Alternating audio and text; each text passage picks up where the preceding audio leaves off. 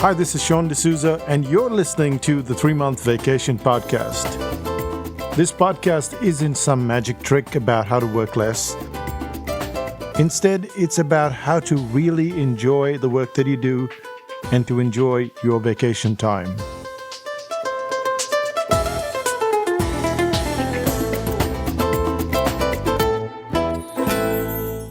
Hi, I'm Sean D'Souza, and you're listening to the 3-Month Vacation. In fact, you're listening to the second part of how to create an unlikely bestseller. It's a story about Kathy Sierra and how she went about creating this unlikely bestseller. And in the last episode, we talked about how Michelle Thomas and Kathy Sierra, they have this kind of philosophy that we need to have. We need to have this as creators of video and audio and presentations. I mean, how many times have you been bored in a presentation? Well, this is the second part, and it's called The Rest of Their Life.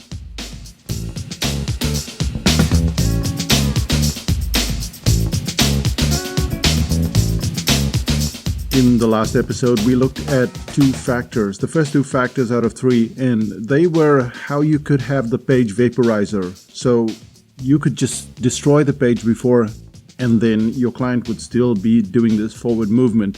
The second thing that we looked at was a factor of confusion and how people get lost and they think, oh, that's me, I'm hopeless at it. But you haven't told them as a teacher that this was supposed to be hard. That's what we covered in the last episode. And if you haven't listened to it, then go back to 109 part 1, and this is part 2.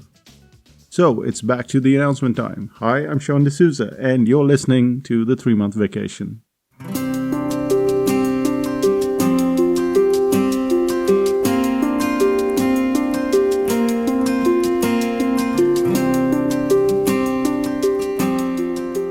When I bought my fully electric car, the BMW i3, I was excited beyond words, and I'll tell you why. The car I drove before the i3 was a Toyota Corolla. It never gave us a day of trouble in close to 10 years, but it was a Corolla. A Corolla with a CD player. It had no fancy bits. It had all of the stuff that you saw in cars a long time ago, which is why I felt like an astronaut going to the moon when I got into the BMW i3. All of these whiz-bang buttons, automated parking, and yes, it had USB, it had Bluetooth. Then my head went for a swim.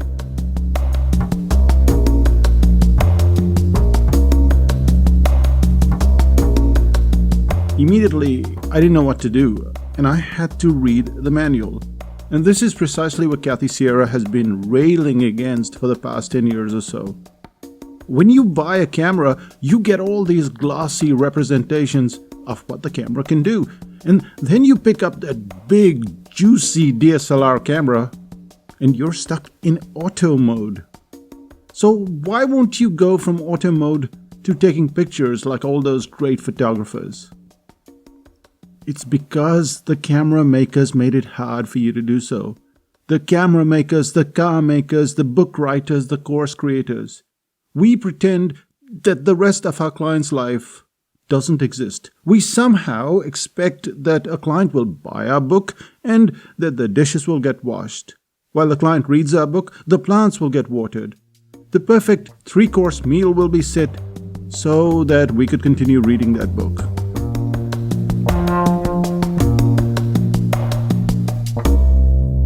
We create products and services for unreal people. Instead of seeing them as readers, we need to see our clients as users. When I buy a car, I need to use it, not read a manual. When I bought that amazing camera, I was already in auto mode with my old camera. I didn't need a fancy DSLR auto mode. I need to be thought of as a user, not a buyer, not a client, not a reader. I need to be able to use what I just bought. But no, we run into stupid manuals. And I can assure you that the BMW manual is a real downer. So then what do? You turn to the internet. To access the fun features of my car on an app, I had to find the VIN. Now, the VIN is the vehicle identification number, and I didn't know what it meant. So I did a search in Google, and guess what? I ran into a bunch of forums. And I don't know about you, but there are some real creeps on forums. A newbie like me was asking where to find the VIN on their car. And these guys on these forums, they were mocking him. No one seemed to want to answer the question. They simply said, "It's everywhere."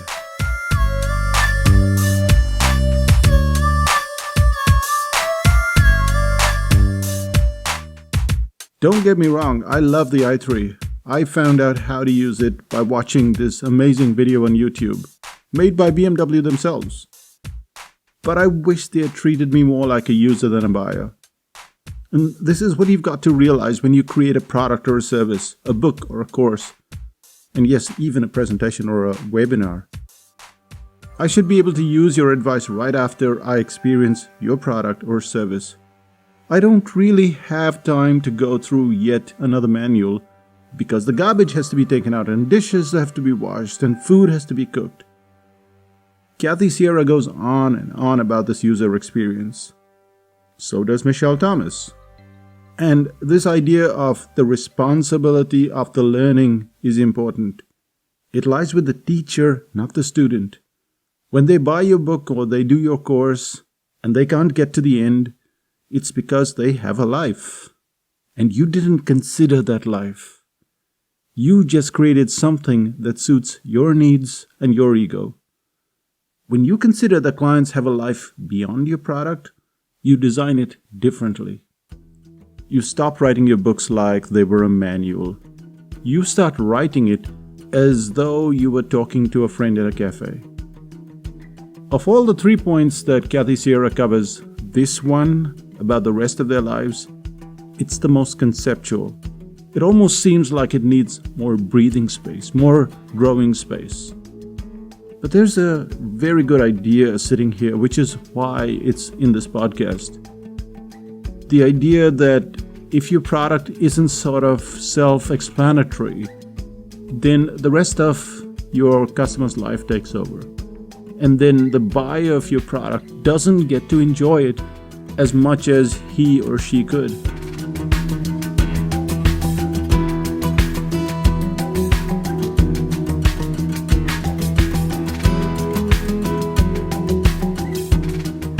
Considering that users have a life makes you a more compassionate creator of products, of courses, of webinars, of presentations. And then you write or create things in a way that bestow a superpower. Now, this could be just one superpower, but the client can use that power and then get another superpower and another superpower. And this is despite life sneaking in all the time. So this last point, it's a bit shaky. It's a bit shaky because it seems theoretical. It's how do I take this from a conceptual level and then apply it? And that's not very clear, and it doesn't have to be very clear because the overall message is very strong.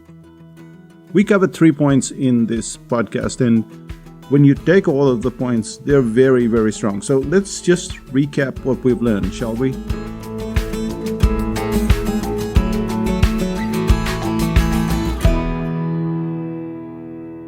The first factor was about the page vaporizer. You have to get yourself a page vaporizer because the client cannot remember what you just said, what you just wrote. If the client has to go back several times, your message is probably too complex. To sort out the problem of memory, you can use graphics, you can use cartoons, you can use captions, you can use a summary, just like this one. Go back to the brain audit and start deconstructing it, and you'll see how many times you are told about the same thing in a different way, so that if the page were vaporized, you wouldn't have a problem. You could still go ahead. The second point is remarkably simple. You have to tell the clients when they're headed into dangerous waters. When a client is sitting there in your presentation, or reading your book, or listening to your webinar, they're probably thinking, I don't get it. And it must be me. This is so difficult. I'm not talented. And it's nonsense. You have to tell a client when things are going to get difficult. If something is difficult, tell them it's difficult. Like, for instance, this last point about having a life. It's the third point that we covered in this podcast. And I get the point conceptually, but it's hard to understand what to do. So I have to let you know that it's a difficult point, and it's not just you.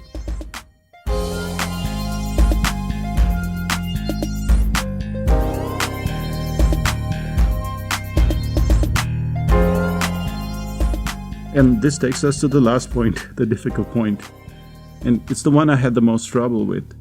But think of it as the distinction between a user and a client.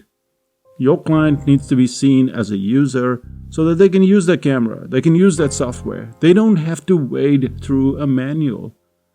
They have a life, and if your product or service is not that easy to use, then that life takes over. Of all the 3 things that we covered today, there is one thing that you can do right away. So what is that one thing? Tell your clients when things are going to be difficult. And then tell them when things are going to be all clear again.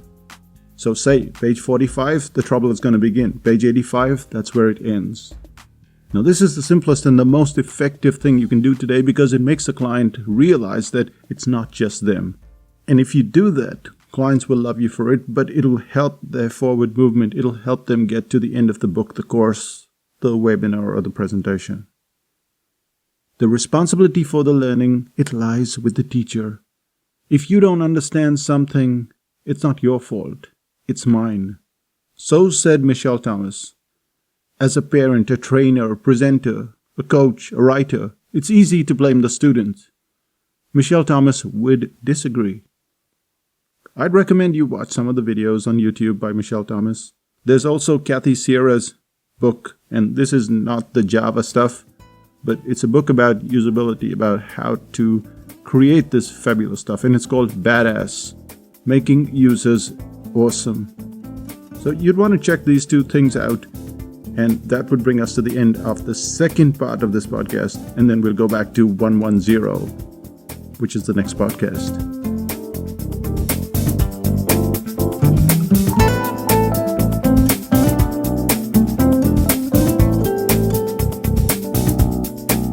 It's 4:33 a.m. as I'm recording this podcast. When I was last recording the podcast, I got a message from Kai Huang, and Kai wrote about how he was listening to the podcast day after day. What he also mentioned was that he listened to episode 50, which was our move to New Zealand. And a lot of people are asking this question, how do I start up? How do I kind of leave my job, or how do I start up a new project, or how do I start up? And that's the main thing. And this jump into the unknown, that's the difficult thing. And this is what Kai from Chicago said. He said, I listened to episode 50 on the train, and your journey to New Zealand was more challenging than I expected. It was more challenging, this whole trip about psychotactics. So he says, definitely talk about this history and when you first started. We are more eager to know about it.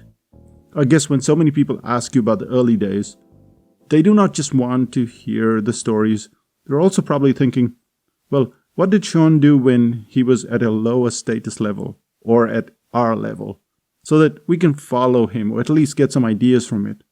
We tend to lean on the successful examples or even the templates so that we can lower our feeling of risks or lack of safety.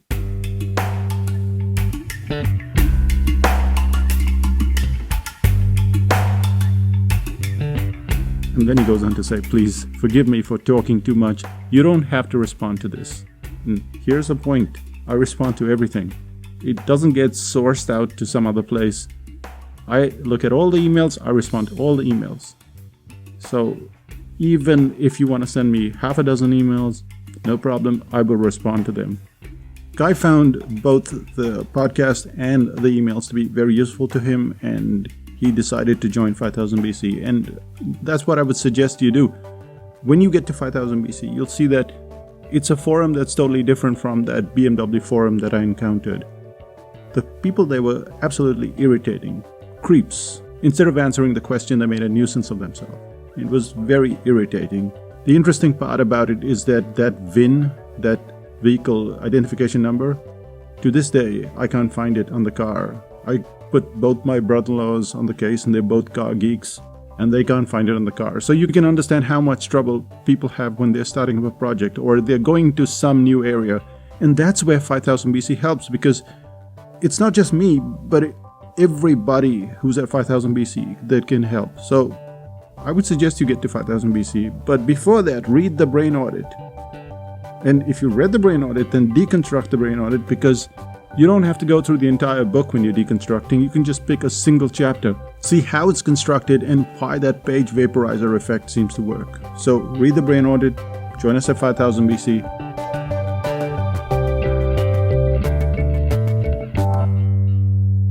What else is happening? A couple of things. The first is the article writing home study. Now, this is not the live course. That's next year in 2017. This is just the home study, and there are only 30 copies of it. So if you're a member of 5000 BC, you get first preference, and then everybody else gets a chance. The home study, that's out on 17th of September 2016. But there's also one more product, which is pre-sale. I talked about it briefly in the last episode. It's how we sell our workshops, our products, everything in a matter of minutes. 20 minutes, 30 minutes, we fill up a course. Sometimes it takes a week, but that's like the outer limit. How do you do that without joint ventures? How do you do that without affiliates? How do you do that with a very small list? Sometimes we go to a list as small as 300 or 400 people. And that's what pre-sale is about. The pre-sale book, it's not cheap. It's quite expensive, but it gives you something that you can use.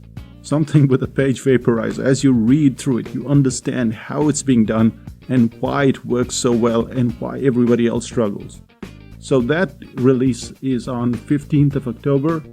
So 2 dates, 17th of September, 15th of October.